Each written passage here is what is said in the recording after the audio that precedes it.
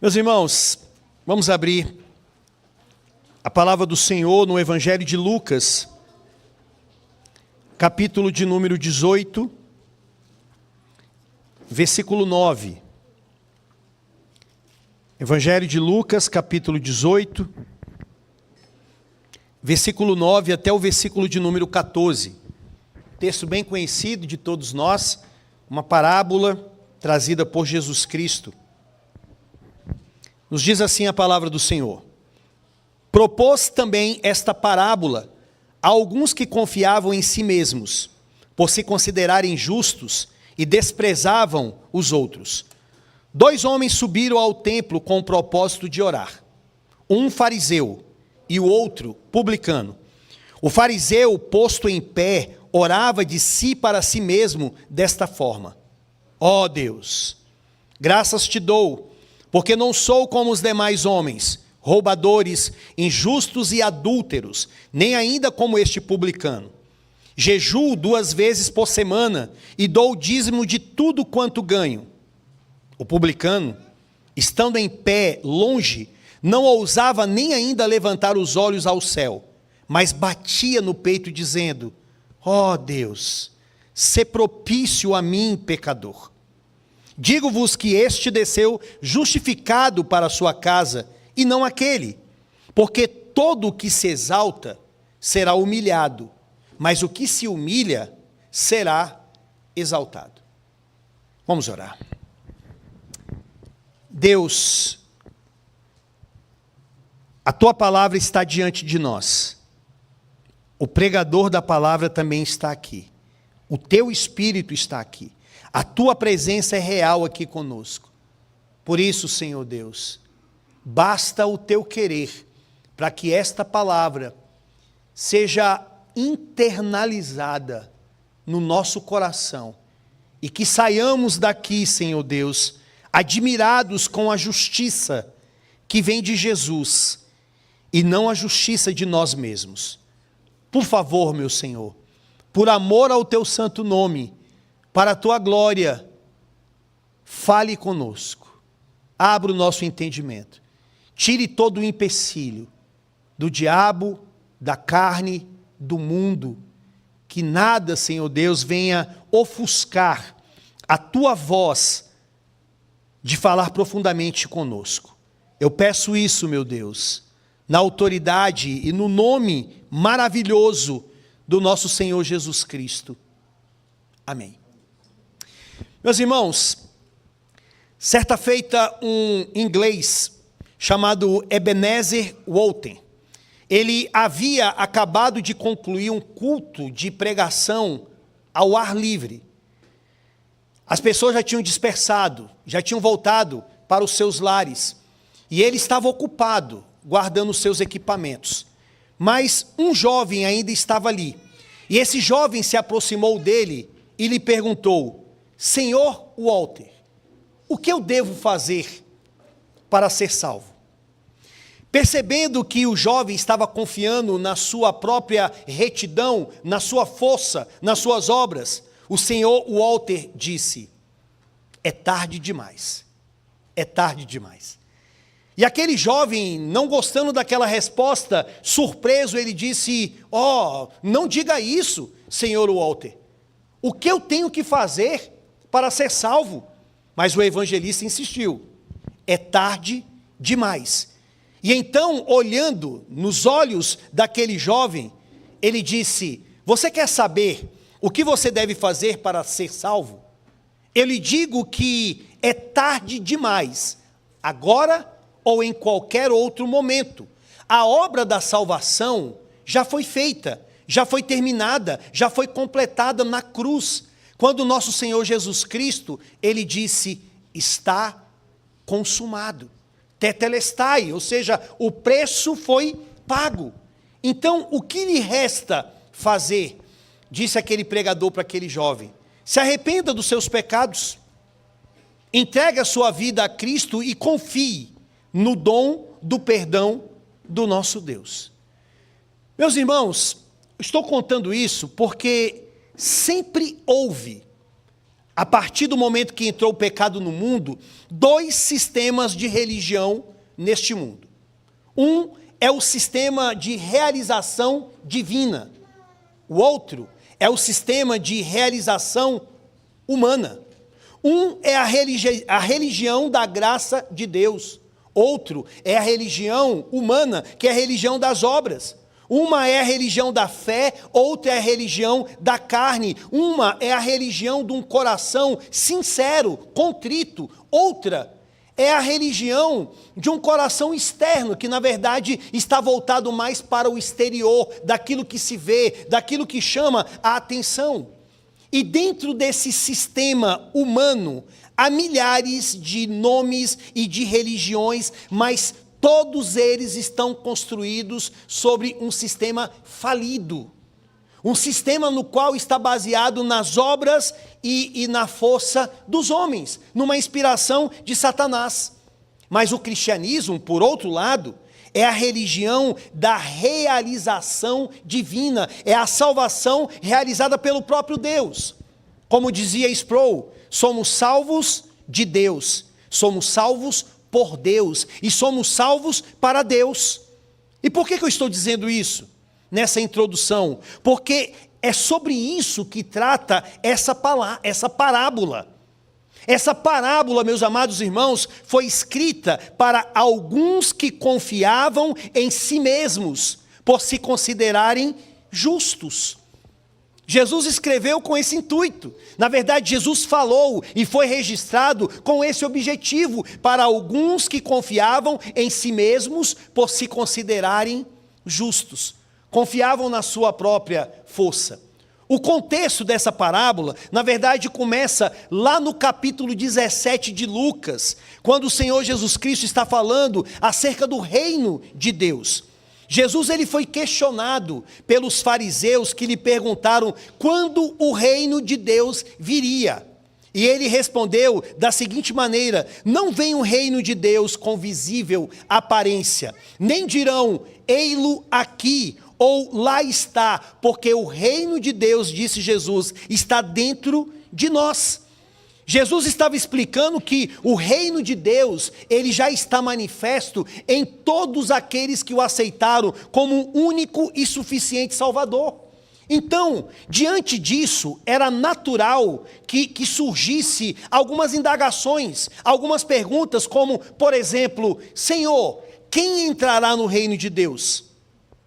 Quem faz parte deste reino espiritual? Quem viverá para sempre? E a resposta, ou as respostas a essas indagações, Jesus ele responde aqui nessa parábola. Nessa parábola que nós vamos meditar, ela fala sobre dois homens, duas orações e dois destinos. Dois homens oraram, duas orações foram feitas e dois destinos foram selados ali. Então, nós vamos ver, meus amados irmãos, em 3 pontos. E o primeiro, eu quero ver com vocês aqui a introdução desta parábola que está no versículo de número 9. Vejam que Jesus ele começa mostrando as razões pelas quais ele contará esta parábola. Olhe para o verso 9, que ele começa dizendo assim: propôs também esta parábola a alguns que confiavam em si mesmos, por se considerarem justos e desprezavam os outros. A esperança dessas pessoas, segundo Jesus, estava posta nelas mesmas. Elas se consideravam justas aos seus próprios olhos, confiavam em si mesmas e ainda desprezavam os outros. Por quê? Porque se achavam melhores.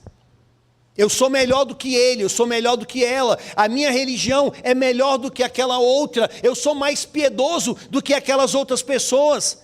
Sabe o que nós temos aqui, meus irmãos?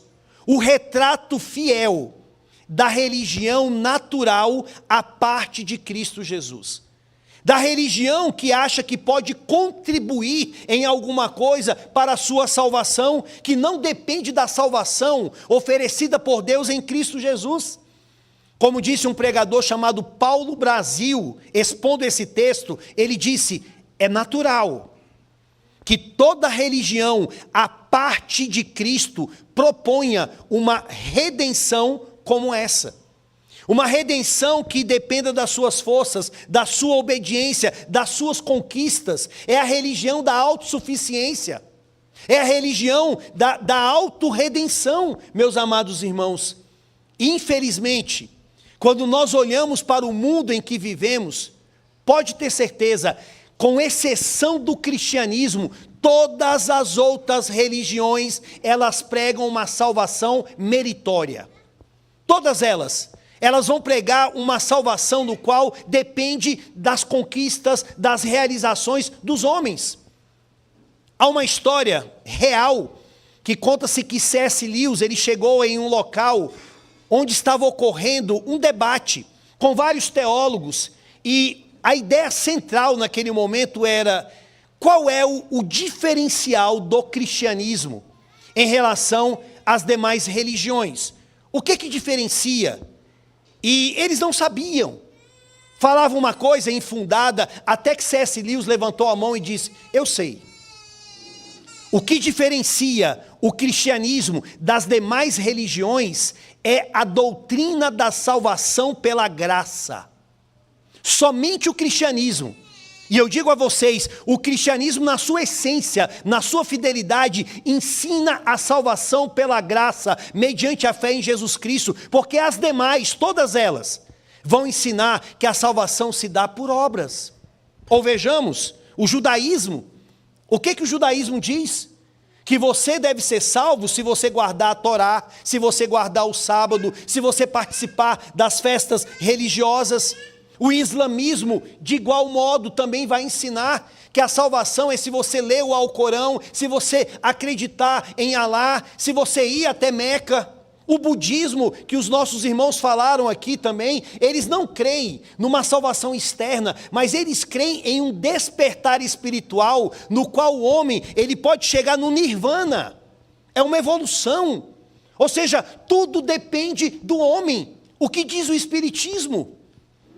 Qual é o slogan principal do Espiritismo? Sem caridade não há salvação. Então você tem que fazer obras, você tem que reencarnar, até que você se torne um homem perfeito. E assim, meus irmãos, são todas as religiões a parte de Cristo. Mas só o cristianismo vai dizer que a essência da nossa salvação não ocorre pelas nossas obras, mas pelas obras de Cristo Jesus. Nós podemos até dizer que a nossa salvação é por obras. Sim, é por obras, mas por obras de Jesus. E por nós, a nós, ela chega através da graça. E aí pode ser que alguém pergunte assim: mas pastor, por que tem que ser assim? Por que as demais religiões estão equivocadas e só o cristianismo está correto? Eu explico para vocês. Porque o homem quebrou o pacto com Deus. O homem se alienou do Senhor e, consequentemente, o pecado entrou no mundo e o pecado nos matou. De maneira que nós não temos condições de oferecermos nada a Deus. Não podemos barganhar com o Senhor. As nossas obras, segundo o apóstolo Paulo, elas são comparadas como trapos de imundícia. Nada em nós pode atrair o favor de Deus, a não ser Cristo Jesus, o nosso Senhor. Abra a palavra do Senhor em Romanos capítulo 5, versículo 12, e vejam como que isso fica muito claro. Romanos capítulo 5, versículo de número 12, diz assim: portanto, assim como por um só homem, no caso Adão, entrou o pecado no mundo, e pelo pecado a morte, assim também a morte passou a todos os homens, porque todos pecaram.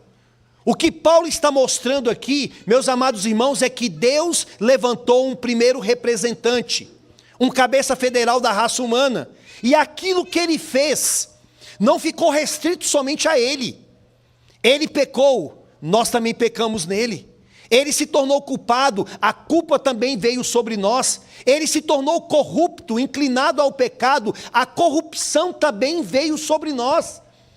É por isso que nós temos a necessidade de pregar o evangelho para as crianças, É por isso que as crianças também precisam da graça de Deus, porque elas também são pecadoras. Mas o texto está mostrando que Adão pecou e nós pecamos. Daí vem a questão extremamente impossível de nós tentarmos buscar a nossa salvação pelos nossos próprios méritos. Tiago, no capítulo 2, no versículo de número 10, ele diz assim: pois qualquer que guarda toda a lei, mas tropeça em um só ponto, torna-se culpado de todos. Se você tentar guardar a lei com o intuito de ser salvo, mais cedo ou mais tarde você vai falhar. Se você não falhar de forma externa, que certamente o fará, você vai falhar de forma interna. Porque a lei é espiritual. Quantos não adulteram? Quantos não quebram o seu matrimônio pelo fato de terem se deitado com alguma mulher, ou a mulher ter se deitado com algum homem fisicamente? Mas quantos pecaram dentro da sua mente? Quantas pessoas não pegaram uma arma, uma faca e tiraram a vida de alguém, não quebraram o mandamento no sentido literal físico, mas quem é que pode dizer que nunca quebrou esse mandamento internamente? Que nunca desejou o mal, ou que nunca ficou completamente irado ao ponto de quebrar esse mandamento dentro do seu coração? Então, se você quebrar o mandamento, um único, você se torna culpado de todo. Por isso que não tem como as religiões buscarem o Senhor por intermédio dos méritos delas. Tem que ser por intermédio do mérito de Cristo. Por isso que, ainda em Romanos, olhe o capítulo 5, versículo 15. Se por um lado ele apresentou um representante, Adão, que falhou, agora vejam que Paulo vai mostrar um outro representante, que é Jesus. Ele diz: todavia, Romanos 5,15, não é assim o dom gratuito como a ofensa, porque se pela ofensa de um só morreram muitos, muito mais a graça de Deus e o dom pela graça de um só homem, Jesus Cristo, foram abundantes sobre muitos. O dom, entretanto, não é como no caso em que somente um pecou, porque o julgamento derivou de uma só ofensa para a condenação, mas a graça transcorre de muitas ofensas para a justificação. Se pela ofensa de um e por meio de um só reinou a morte, muito mais os que recebem a abundância da graça e o dom da justiça reinarão em vida. Agora vejam, por meio de um só, a saber, Jesus Cristo. Então, Romanos 5, que eu estou pegando como uma ilustração para o nosso texto, apresentam ali dois representantes, Adão e Cristo. Ou você está nos lombos de um, ou você está nos lombos do outro. Se você está em Adão, é condenação, mas se você está em Cristo Jesus, é salvação. É por isso que essa parábola, agora volte lá para Lucas capítulo de número 18, é por isso que essa parábola, ela é extremamente atual. Ela foi escrita a alguns que confiavam em si mesmos, por se considerarem justos e desprezavam os outros. E eu pergunto para vocês, você se considera justo? Ou se você se considera um justo, qual é a tua justiça? Ela vem de quem? Ela vem dos seus méritos? Ela vem da tua bondade? Será que ainda existe em você resquícios do espiritismo, resquícios do catolicismo romano, resquícios de outras práticas no qual você acha que você pode contribuir em alguma coisa ao Senhor? Você confia em si mesmo? Você vive inseguro, achando que hoje você está salvo e amanhã você já pode perder a sua salvação? Meus irmãos, lembremos daquilo que Jesus Cristo falou em Marcos capítulo 2, versículo de número 17. Os sãos não precisam de médico, e sim os doentes. Não vim chamar justos, e sim pecadores. Quando Jesus Cristo falou que os sãos não precisam de médico, ele não estava dizendo que existe pessoas, a partir do momento que o pecado entrou, que essas pessoas são boas. que essas pessoas são saudáveis. O que ele estava querendo dizer com essa passagem é que existe pessoas que não reconhecem a sua miséria, o seu pecado, que acham que são bons, que acham que são suficientes em si mesmo. E Jesus Cristo falou, não foi para esses que eu vim. Eu vim para aqueles, meus irmãos, que sabem que são pecadores. Aqueles que reconhecem a sua finitude, que reconhecem que eles precisam do Senhor. Então, em primeiro lugar, nós temos essa introdução. Agora, em segundo lugar, a parábola, ela vai nos mostrar duas orações que foram feitas.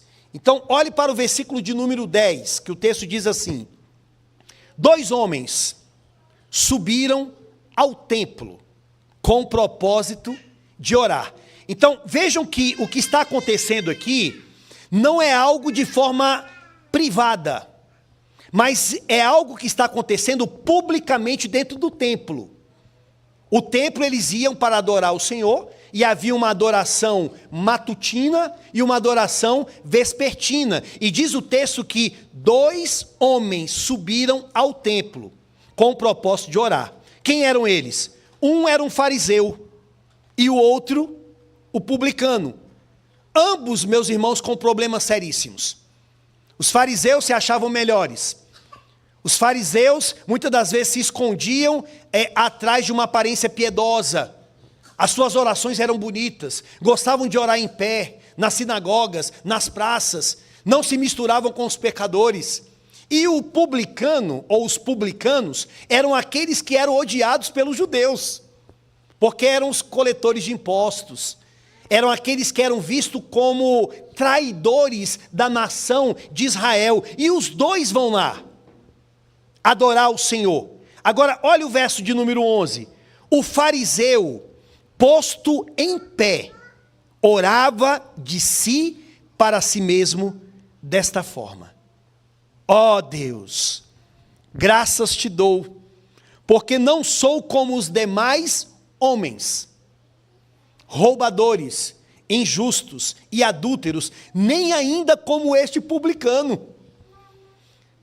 Se nós nos lembrarmos lá de Mateus capítulo 5 e 6, quando Jesus está falando sobre a oração do Pai Nosso, lembra que ele falou sobre a oração hipócrita, e ele estava pensando nos fariseus, não de forma generalizada, mas os fariseus eram aqueles que gostavam de orar de pé, em voz alta, chamando a atenção para si, com aquela oração muito bonita, mas só que Deus, que sonda as mentes e os corações, sabia que aquilo era uma hipocrisia total, era uma fachada. E vejam que aqui nós temos uma prova disso. Este homem entra dentro do templo e ele começa a orar em voz alta, dizendo: Senhor, eu não sou como os demais homens. Veja, estava confiando na sua justiça. Como os roubadores, como os injustos, como os adúlteros, nem ainda, ou seja, apontando para aquele outro homem que estava lá no templo, que era o publicano, nem ainda como este publicano. Eu não sou como ele, Senhor Deus. Vocês conseguem perceber aqui um orgulho, uma altivez, um nojo, e se possível até uma quebra de um mandamento. Certamente no coração dele, ele já tinha matado aquele publicano. Eu não sou como esse aí, eu não sou como esse. Veja o versículo 12: jejuo 2 vezes por semana. Meus irmãos, ele jejuava até mais do que a própria lei ordenava, porque lá em Levítico 25, versículo 29, e Números 39, versículo de número 7, dizia que eles deveriam jejuar 1 vez por ano, mas ele jejuava 2 vezes por semana. E dou o dízimo de tudo quanto eu ganho. Então, o dízimo ali, ele estava dando ainda de uma forma excessiva. Ele queria mostrar para o Senhor: Deus, veja como que eu sou bom. Veja como eu sou diferente daqueles. Veja como que eu sou zeloso com as coisas do Senhor. E aí cabe a pergunta: mas pastor, qual era o problema dele? O que ele estava fazendo de errado? Se ele estava jejuando, se ele estava fazendo as coisas do Senhor. O problema não está com a obediência da lei. Não era isso. Mas o problema era o fundamento da salvação daquele homem. Era a base da salvação dele. Ou seja, o que assegurava a salvação daquele homem. Para o fariseu, era a certeza de que ele era uma pessoa boa. A base da salvação do fariseu, como a base da salvação de todas as religiões, com exceção do cristianismo, é: Senhor, eu não quebro a sua lei. Eu acerto nesse ponto, naquele e naquele outro. Eu não sou como os demais. Não é assim que muitas pessoas pensam. Não é assim que muitas pessoas que nós evangelizamos, seja aqui ou seja na Tailândia, às vezes eles podem pensar bem assim: qual é a serventia do cristianismo para mim? Eu tenho o meu trabalho, eu pago as minhas contas, eu não furto, eu não roubo, eu não faço nada de errado na sociedade, então para que eu preciso de Cristo? Eu sou bom. A moralidade é um fato na minha vida, meus amados irmãos. Só que o que o fariseu e o que os vários fariseus da nossa época não entendem é que a lei, ela não é apenas externa, mas a lei é espiritual e é interna. Às vezes conseguem fazer alguma coisa certinha, mas quebram a lei dentro do seu coração. O adultério não é só algo externo, eu já falei, é também algo interno. O homicídio não é somente algo externo, mas também é algo interno. Agora, irmãos, vejam que primeiro você tem essa oração fundada ou baseada nos seus méritos. Agora vejam a oração do publicano. Versículo de número 13. O publicano, estando em pé, e Lucas, que é o que está registrando, ele faz questão de falar, ele também estava em pé, mas ele estava longe, separado. O fariseu lá do outro lado e o publicano do outro, porque o fariseu não queria ficar perto dele. Não ousava nem ainda levantar os olhos ao céu, de cabeça baixa, mas batia no peito dizendo: ó Deus, sê propício a mim, pecador. Eu não quero que você veja esse publicano, porque essa não é a ideia da Bíblia, como uma pessoa boazinha. Tem um erro interpretativo, que às vezes a gente pensa bem assim: o fariseu não valia nada, então eu me identifico aqui com o publicano. Não, meus irmãos, o publicano era tudo isso aqui que o texto fala. E ele mesmo reconhece isso quando ele diz: ó Deus, sê propício a mim, pecador. Ele batia no peito, e segundo as religiões, principalmente orientais, era uma prática de estar chamando a atenção de Deus, mas era algo muito comum entre as mulheres. Até hoje ainda acontece ainda. Em alguns contextos, a mulher bater no seu peito, mas aqui ele faz isso: ó Deus, sê propício a mim, pecador. E observem, nem levantava os seus olhos aos céus. Eu quero que você veja, e o texto está chamando a nossa atenção para a palavra propício. Ser propício a mim. Os dois estavam aonde? No templo. A palavra propício, que vem de propiciação, é uma palavra que traz à nossa mente, dentro das Sagradas Escrituras, o entendimento de uma divindade que está irada. E esta divindade, que no caso é Deus, ele só pode ficar calmo, brando, sereno, ser apaziguado, se algum sacrifício for feito, se algo acontecer, senão a ira dele vai cair sobre aquela pessoa. Essa é uma doutrina, meus amados irmãos, importantíssima do cristianismo. Deus estava irado conosco. A ira de Deus estava sobre nós, mas a ira de Deus foi apaziguada por causa do sacrifício de Cristo Jesus. Quando Cristo morreu na cruz, quando Cristo ele deu aquele brado lá do fundo da sua alma, que ele falou: Deus meu, por que me abandonaste? Naquele momento era a ira do Senhor caindo sobre ele. Naquele momento, era Deus estando satisfeito, porque alguém foi punido. Isso é tão importante, meus irmãos, que o cristianismo, ele apresenta Cristo em todos os seus atributos. Ele é amor, ele é misericórdia, ele é graça, mas ele também é um fogo que consome. Ele também se ira, mas a ira de Deus não é uma ira como a nossa, uma ira pecaminosa, é uma ira justa. Deus se ira justamente contra aqueles que pecaram contra Ele. Então, na cruz do Calvário, meus amados irmãos, Deus derramou a sua ira sobre o seu Filho, para que a ira dele não caísse sobre nós. Agora, imagine a cena, lá no templo, 2 pecadores vão lá, um não está nem ligando para isso, está dizendo, eu sou bom, eu sou maravilhoso, eu sou isso, eu sou aquilo, e o outro está dizendo, Senhor, sê propício a mim, pecador. O que ele estava dizendo é, Senhor, proporcione a reconciliação minha com o Senhor e me justifique, meu Deus querido. Traga-me a paz, sê propício a mim, porque eu sou um pecador.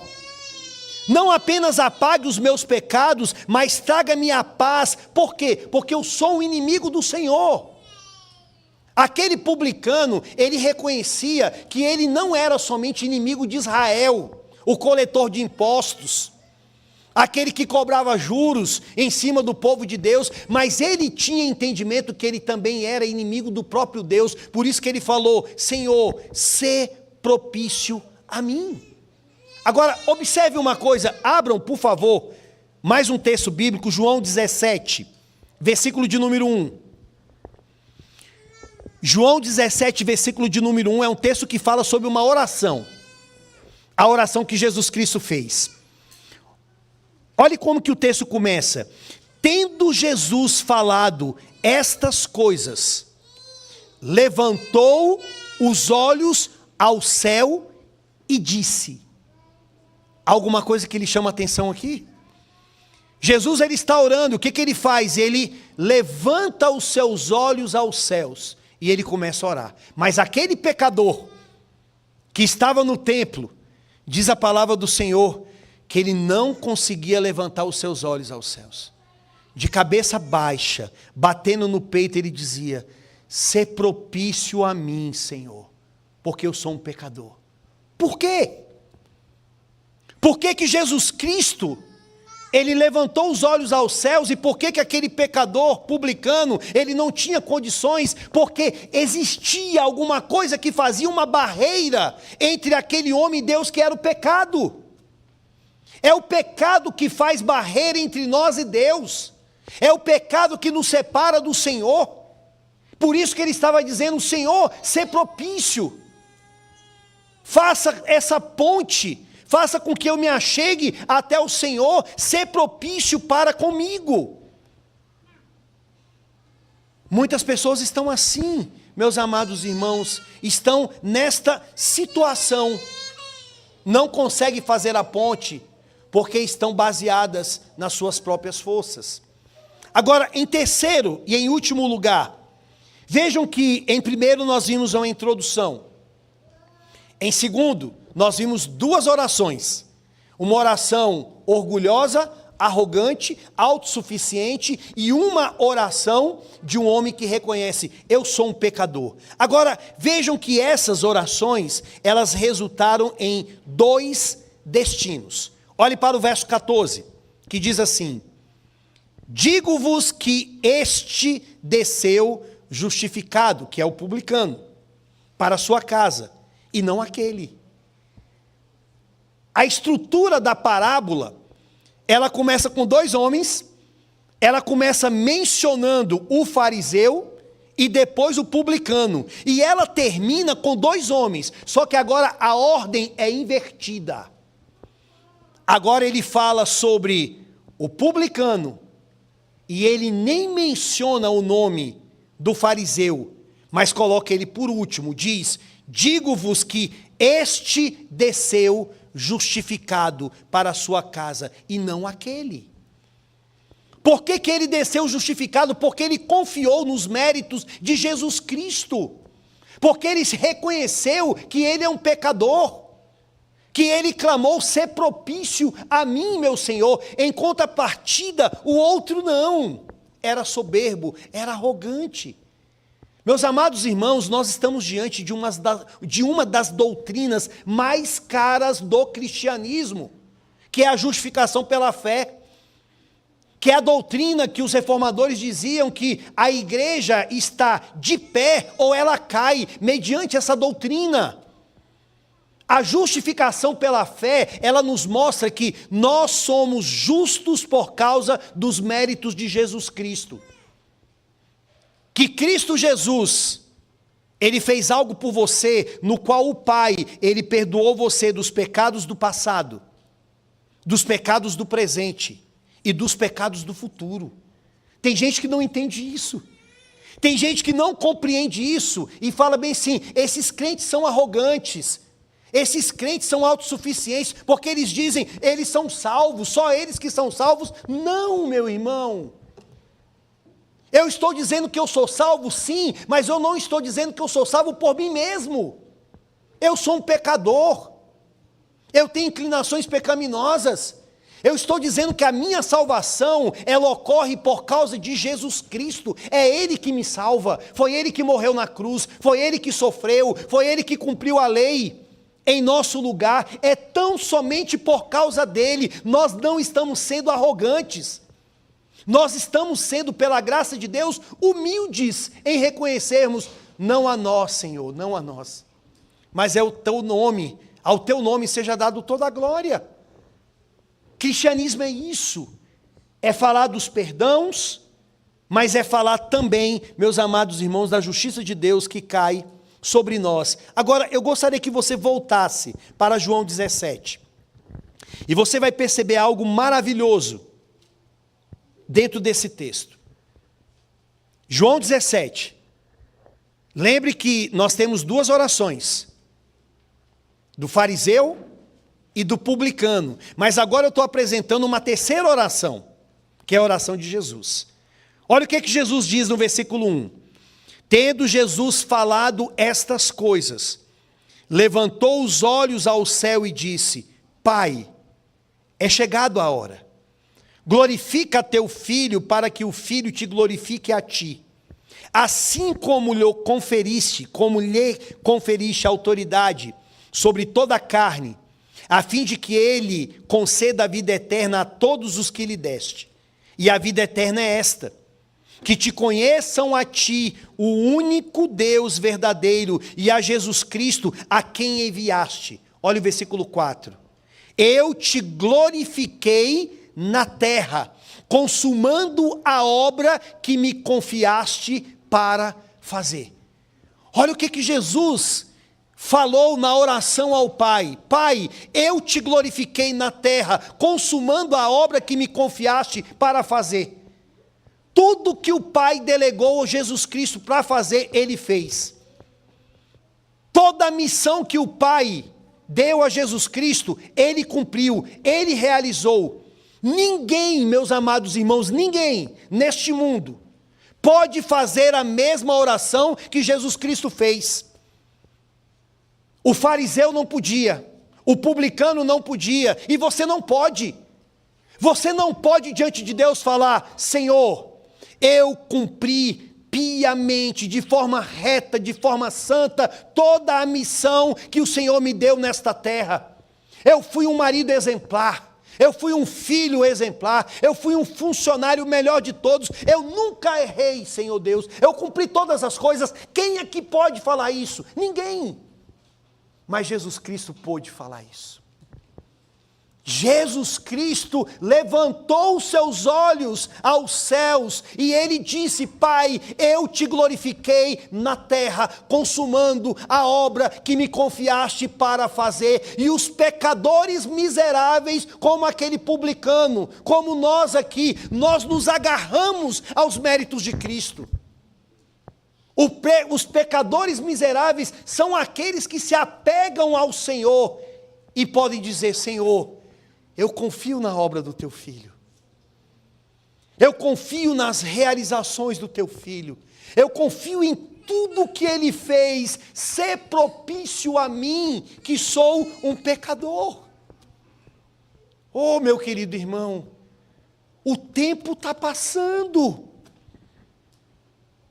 Até quando você vai ficar titubeando entre dois pensamentos?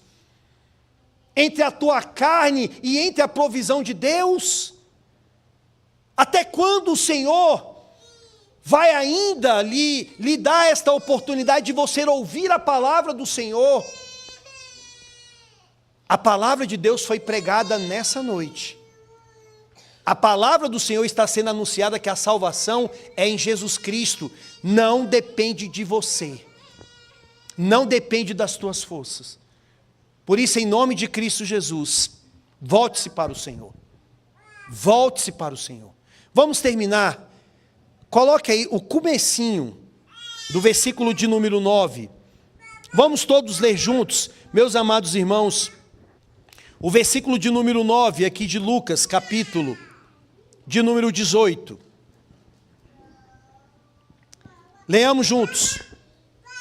Propôs também esta parábola a alguns que confiavam em si mesmos, por se considerarem justos, e desprezavam os outros. Onde você está dentro dessa parábola? Em quem você está confiando? Não confie em homens. Não confie em políticos. Não confie, meus amados irmãos, nem em um lado, nem no outro. Confie em Jesus. Confie em Jesus Cristo. A verdadeira moralidade vem de Cristo Jesus, o nosso Senhor. Se você morrer, pode ter certeza que não vai ser A, B, C ou D. Vai ser o seguinte: tem Cristo. Tem Cristo. Está baseado nos méritos de Cristo, porque os que estão aí, nenhum deles pode te levar para o céu. Nenhum deles. Só Jesus Cristo. Vamos orar.